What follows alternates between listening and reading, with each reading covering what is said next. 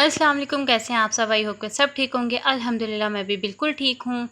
आज का व्लॉग जो है बहुत ही अहम टॉपिक पर होने वाला है। जैसे कि हम सब ख़वातीन सारा दिन बहुत सारे काम करती हैं और एक टाइम ऐसा आता है कि हम बहुत ज़्यादा थक जाती हैं, लेकिन फिर भी हम लोगों ने सारे काम करने होते हैं, बच्चे संभालने होते हैं, हर चीज़ टाइम पर करनी होती है। तो इस थकन को दूर करने के लिए मैं आपको एक ऐसी टिप बताऊँगी ना, यकीन मानिए कि आपको बिल्कुल भी थकन महसूस नहीं हुआ करेगी।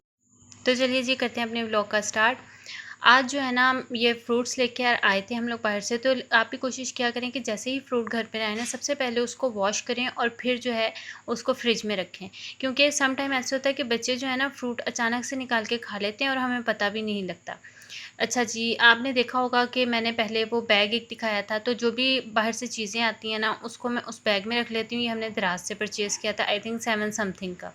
और यहाँ पर मैं पटला बेलन जो है ना, इसको अच्छे से शॉपर में कवर करके रख देती हूँ, ताकि जैसा आजकल मौसम है तो मक्खियाँ जो है ना वो बिल्कुल भी जो है पटला बेलन गंदा ना करें। क्योंकि जो खाने पीने की चीज़ें हैं एटलीस्ट वो तो हमें साफ़ रखनी चाहिए।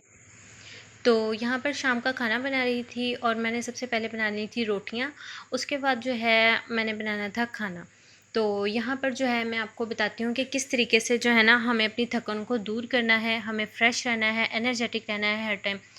तो हमारे घर पे काम तो बहुत ज़्यादा होते हैं, लेकिन उसके साथ-साथ जैसे ही हमें एक बुलावा आता है, अगर हम उस पे चले जाएँ ना, तो यकीन मानें कभी भी हमें किसी भी किस्म की थकावट नहीं होगी। 5 टाइम हमें दिन में जो है ना आवाज़ पड़ती है, अज़ानें होती हैं, हम सुनते हैं ठीक है, अच्छा अब पढ़ते हैं, अब पढ़ते हैं। अगर हम लोग उसी टाइम ही वज़ू करके नमाज़ पढ़ने चले जाएँ ना, तो यकीन करें कि कभी भी हमारी नमाज़ जो है वो कज़ा नहीं होगी। आज से अगर मैं अपने 5 साल पहले की बात करूँ तो मेरी रूटीन बहुत ज़्यादा टफ़ होती थी। बच्चों को स्कूल पढ़ाना, फिर ट्यूशन जाना, फिर दूसरी ट्यूशन जाना, फिर घर आके पढ़ाना, इस सब में ना इंसान बहुत ज़्यादा थक जाता है और अक्सर फेड अप भी हो जाता है। लेकिन एक चीज़ ऐसी थी जिसने मुझे हमेशा जो है ना एनर्जेटिक रखा और बहुत ज़्यादा जो है ना पावरफुल रहती थी मैं। अच्छा, पहले ना यहाँ पर देख लें, अगर आप भी इस तरीके से सब्ज़ी रखते हैं, इस तरह रैक में प्याज रखते हैं, आलू रखते हैं, तो पहले ऐसा किया करें कि उनको जो अगर न्यू लें तो पहले जो रखे हुए हैं ना उनको पहले निकाल कर किसी अलग टोकरी में रख लें और फिर न्यू रखा करें, या फिर चेक करते रहा करें। क्योंकि गर्मी बहुत ज़्यादा है और आलू जो हैं वो ख़राब होना शुरू हो जाते हैं, और एक आलू ख़राब हो तो वो सारे आलू ख़राब कर देते हैं और बहुत गंदी किचन से स्मेल आती है। अच्छा, तो हम बात कर रहे थे नमाज़ की। तो बिज़ी बहुत ज़्यादा होती थी, लेकिन ना मैं अपनी नमाज़ को कज़ा नहीं करती थी।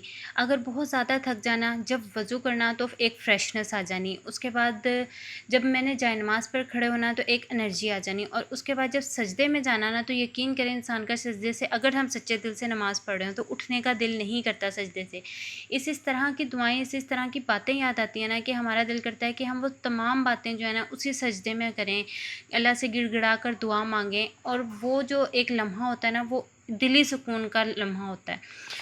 तो आप भी कोशिश किया करें कि हर काम करें साथ साथ, लेकिन साथ साथ जो है ना नमाज़ पढ़ते रहें। और यकीन करें कि जैसे ही नमाज़ पढ़ेंगे ना आप फ्रेश होंगे और अगले काम की फिर से आप में जो है ना हिम्मत आ जाएगी। यहाँ पर मैं बना रही थी हमारे हुज़ूर पाक सल्लल्लाहु अलैहि वसल्लम का जो पसंदीदा खाना है, कद्दू शरीफ। ये मैंने जो है छोटे का गोश्त था, मटन था, उसको बॉयल कर लिया था और यहाँ पर मसाला रेडी करके तो उसमें जो है ना वो मैंने यखनी डाल दी थी, और यखनी के अंदर जो है वो कद्दू शरीफ को अच्छे से पकाया था। तो जो उसकी ताकत थी, जो उसका रस था, जो उसका एक जायका था ना, वो अच्छे से उसके अंदर आ गया था। और फिर मैंने लास्ट पर जो था वो गोश्त उसमें ऐड करके तो उसकी भुनाई कर दी थी।